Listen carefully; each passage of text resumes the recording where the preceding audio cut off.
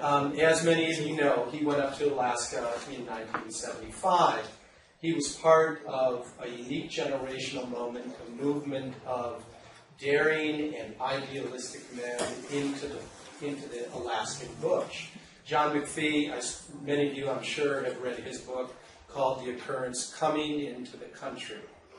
And these men, and in some cases their wives and girlfriends, they were known as woods hippies or back to nature boys. And they were in search of raw reality. What they wanted to do is live by their wits in the wild. And many of them went to the Yukon River area, and that's where Heimo started.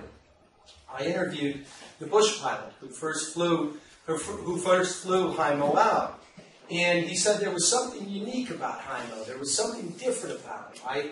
If anybody was going to make it in the bush, it was Heimo. He said, we got all these young men from the lower 48, all these romantic dreamers who went out into the bush. They call them chachacos, or tenderfeet greenhorns. I guess the trappers of the Rocky Mountains once called them pork eaters.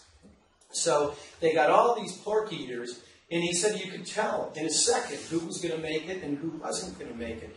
The men who thought they'd come out just to contemplate nature weren't going to do it because they underestimated the psychological toll and the physical toll. And Heimo, and there was something different about Heimo. He desperately, and I think desperate's the right word, he desperately wanted to be a mountain man.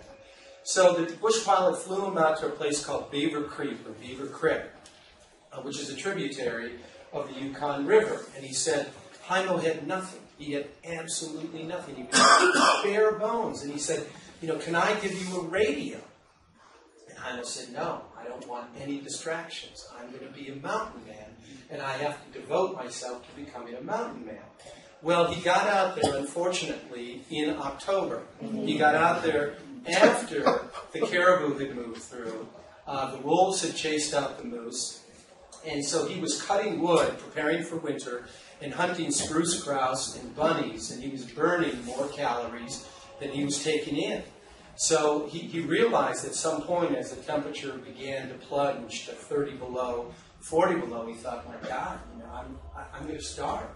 I can't subsist on spruce grouse. So what he did, he remembered someone had told him that there was a cabin upriver, and he thought, maybe there's a food cache up there. Maybe I'll find some food.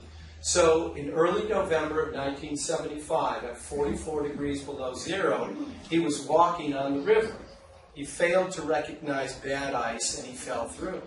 And he was almost sucked under by the current. In Alaska, they call it kissing the ice from the bottom side. And if you kiss the ice from the bottom side, you're never going to kiss anything from the top side. And the sad thing is that there are countless young men who lost their lives that way, who went up from San Francisco or Minneapolis, Minnesota, or Green Bay, Wisconsin, and they had spent their time in the woods in these places, but they had encountered nothing like the enormity of Alaska or the fierceness of Alaska.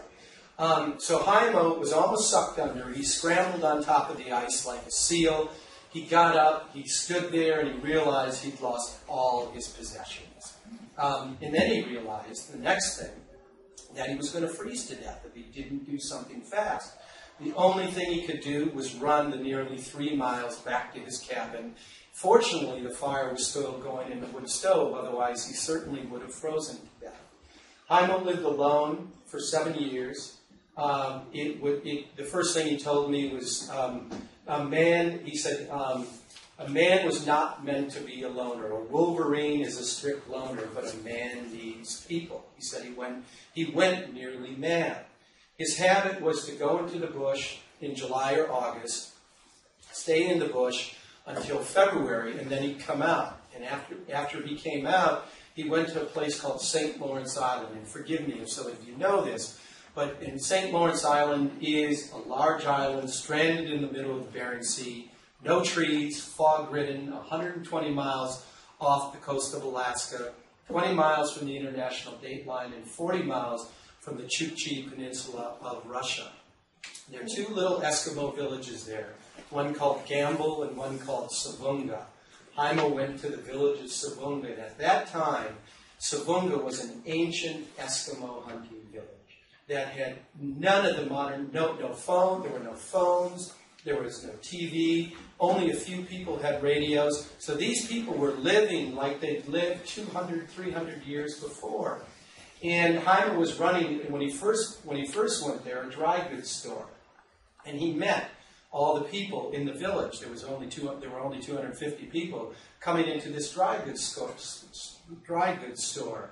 And they loved Heimo. Heimo was curious, he was eager, he was enthusiastic, he wanted to speak their language, which is probably harder than the Thai language or Mandarin. It's just full of it's endless consonants. And he wanted to learn to be a hunter.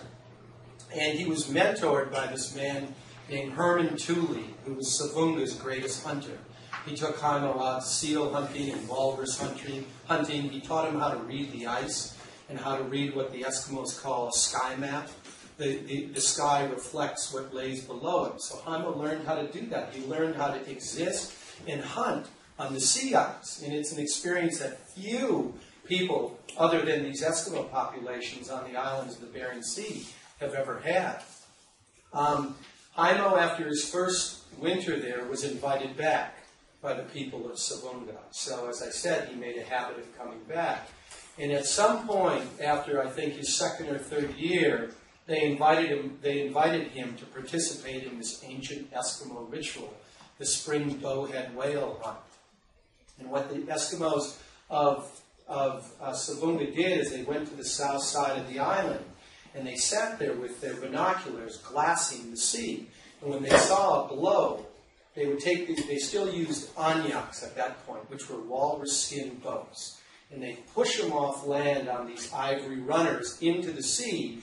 And if the wind was right, they'd put up sails and go out. And if not, they'd paddle out. They'd paddle out to these bowhead whales, which, by the way, are between 20 and 60 tons. And they have to get the harpooner within 10 feet of the whale. And Heimo said he could smell the stink of this whale. And he said he'd never been so petrified and thrilled in his entire life. And he did participate in a successful whale strike. While he was there on the island, in the tiny little village, he also fell in love. He fell in love with a woman named Edna, or her Siberian Yupik Eskimo name was Miti Dawu.